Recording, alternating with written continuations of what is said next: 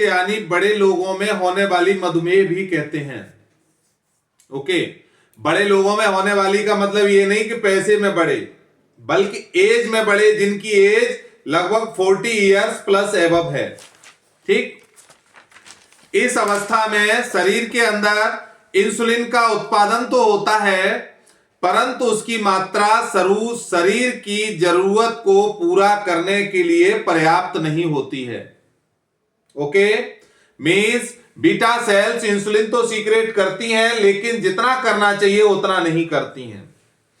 परिणाम स्वरूप शरीर की कोशिकाएं शुगर को ऊर्जा के स्रोत के रूप में प्रयोग नहीं कर पाती हैं। इस कारण खून में शुगर की मात्रा बढ़ जाती है। यह टाइप 2 का सिस्टम रहता है। टाइप 2 मधुमेह अधिकतर 40 वर्ष या उससे अधिक की उम्र के लोगों में होती है, पर यह जल्दी भी हो सकती है। ये नहीं कहा जा सकता कि 40 प्लस वालों को ही होगी, कभी कभी 30 प्लस में भी हो जाती है ये। अब दूसरी बात हम करते हैं गेस्टेशनल डायबिटीज, गर्भावस्था में होने वाली मधुमेह। इस प्रकार की मधुमेह महिलाओं में गर्भावस्था के दौरान होती है। इसे गेस्टेशनल मधुमेह कहते हैं। यदि इन महिलाओं की स्थिति को ध्यानपूर्वक देखभाल न किया जाए तो जटिलताओं का खतरा बढ़ जाता है। अब होता क्या है, इसको समझने की जरूरत है। जो भी भैया हैं वो ध्यान दें। गर्भावस्था के समय यदि खून में शुगर की मात्रा अधिक हो तो क्या होगा? यदि गर्भावस्था के समय खून में शुगर की मात्रा अधिक हो तो गर्भ में शिशु का वजन अधिक बढ़ जाता है। यह उसका रिएक्ट रहता है गेस्टेशनल डायबिटीज का। समझो, गर्भावस्था के समय यदि रक्त में शुगर की मात्रा अधिक हो तो गर्भ में शिशु का वजन अधिक बढ़ जाता है, जिसकी वजह से प्रसव में कठिनाई होती है और मां और बच्चे को प्रसव के समय क्षति पहुंचने की आशंका बनी रहती है। दूसरी चीज, ये फर्स्ट चीज थी इसमें। सेकेंड टॉपिक दूसरा क्या रहता है? प्रसव के पश्चात मधुमेह स्वयं ही सामान्य हो जाती है, परंतु कुछ महिलाओं में मधुमेह प्रसव के बाद भी रह सकती है। जिन महिलाओं में गर्भावस्था के समय मधुमेह होती है उनमें जीवन में आगे जाकर यह बीमारी होने का खतरा बढ़ सकता है।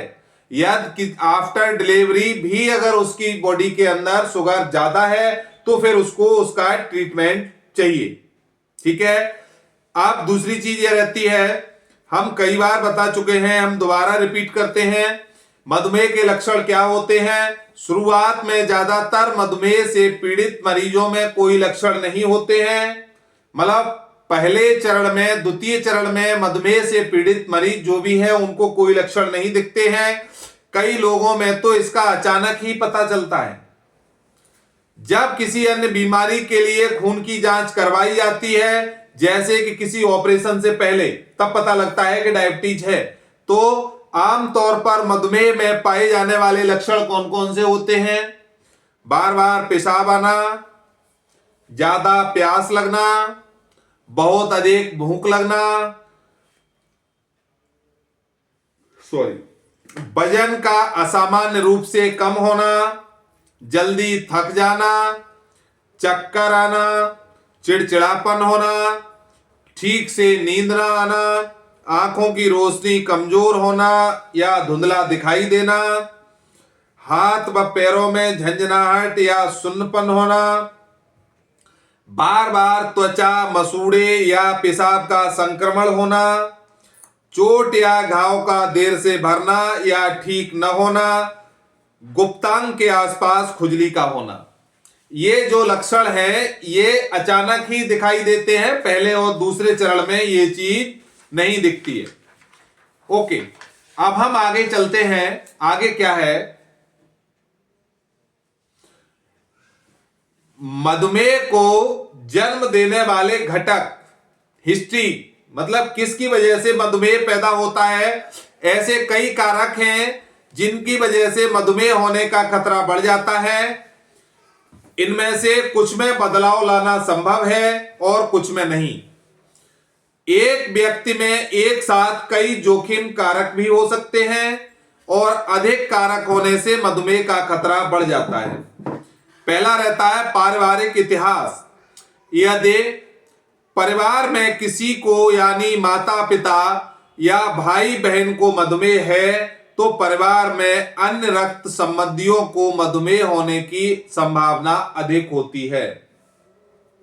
दूसरा, युवा आयु में लड़कों व लड़कियों में मधुमेह की संभावना लगभग समान रहती है, परंतु इसके बाद 30 वर्ष की आयु तक महिलाओं में मधुमेह होने की संभावना अधिक हो जाती है। 45 से 65 वर्ष के बीच की आयु में यह संभावना महिलाओं में पुरुषों के मुकाबले लगभग 2 गुना अधिक हो जाती है। तो आप ये कह सकते हैं 45 से 65 वर्ष की एज में जेंट्स से ठीक 2 गुनी ज्यादा डायबिटीज एवरेज में लेडीजों को मिलेगी। शारीरिक वजन, आवश्यकता से अधिक शारीरिक वजन होने पर टाइप 2 वयस्क मधुमेह होने की संभावना अधिक होती है। लगभग 75% रोगियों का वजन 9 से 14 किलोग्राम अधिक पाया जाता है। यह मैंने रेशियो भी आपको बता दिया। 75% रोगियों का वजन 9 से 14 किलोग्राम अधिक पाया जाता है। अगला रहता है शारीरिक असक्रियता, जिसको बोलते हैं फिजिकल इनएक्टिविटी।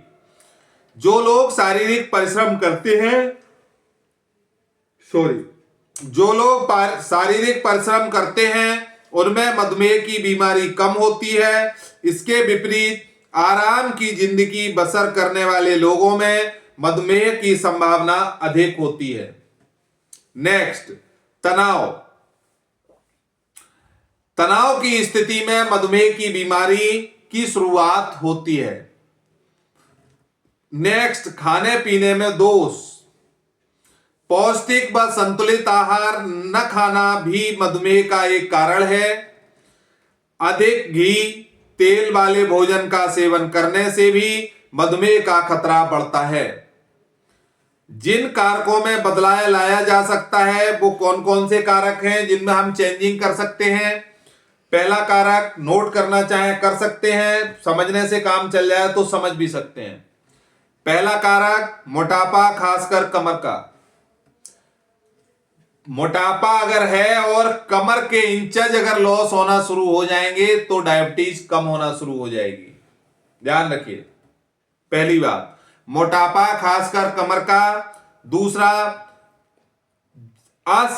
असक्रिय जीवन शैली, फिजिकल इनएक्टिविटी। तीसरा, तंबाकू का सेवन करना। चौथा, शराब का सेवन करना।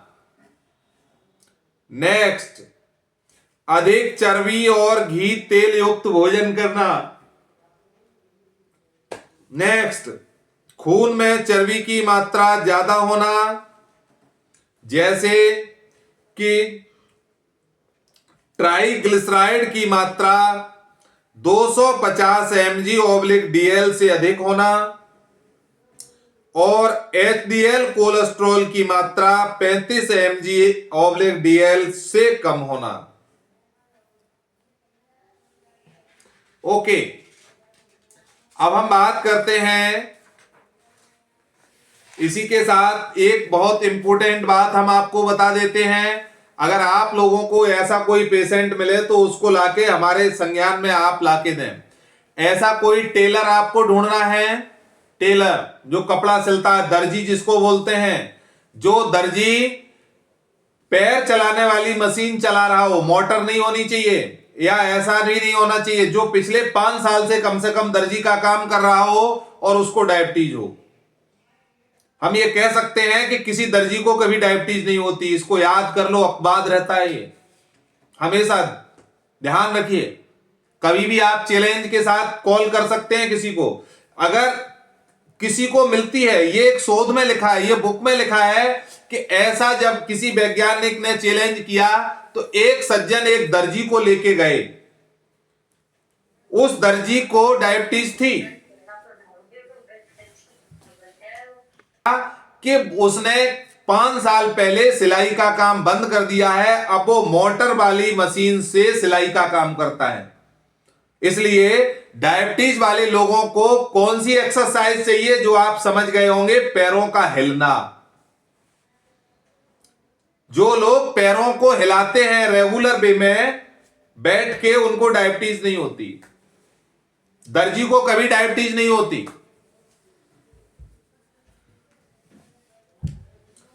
अब अगर पूछना चाहें तो पूछ सकते हैं, अगर किसी को कोई